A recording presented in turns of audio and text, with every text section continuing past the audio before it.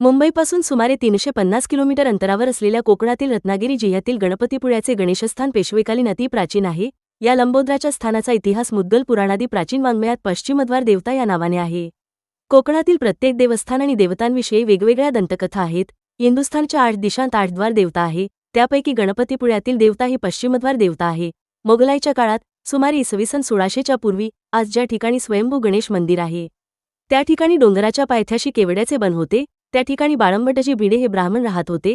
ते गावचे खोत होते. मोगलाईच्या काळात भिडेंवर संकट कोसळले. भिडे हे दृढनिश्चयी होते. आलेले संकट निवारण झाले तरच अन्नग्रहण करीन असा निश्चय करून त्यांनी आराध्य दैवत मंगलमूर्तीची उपासना करण्यासाठी या केवड्याच्या बनात तपस्या करण्यासाठी मुक्काम केला. अन्नपाणी वर्ज करणाऱ्या भिडेंना एके दिवशी दृष्टांत झाला की मी या ठिकाणी भक्तांच्या कामना परिपूर्ण करण्यासाठी आगरगुळे गणेशगुळे येथून 2 गणस्थळे व दंतयुक्त स्वरूप धारण करून प्रकट झालो आहे. माझे निराकार स्वरूप डोंगर हे आहे. माझी सेवा अनुष्ठान पुजारचा कर, तुझे संकट दूर होईल असा दृष्टांत झाला. त्याच कालखंडात खोत भिडे यांची गाय सतत काही दिवस दूध देत नव्हती. म्हणून गुराख्याने बारीक लक्ष ठेवले.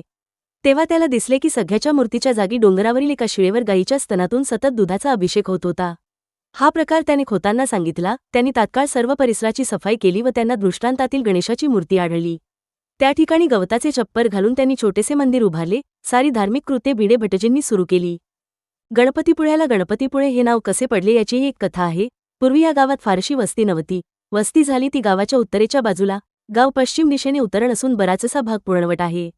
हिंदुस्थानच्या पश्चिम भागाची मुख्य सीमा जो सिंधुसागर आहे त्या लगतचे गाव असून सकल देवतांमध्ये आराध्य दैवत अशी श्री मंगलमूर्ती तिने आपल्या निवासस्थानाला योग्य ठिकाण असे पाहून या समुद्रकिनारी निवास केला आहे.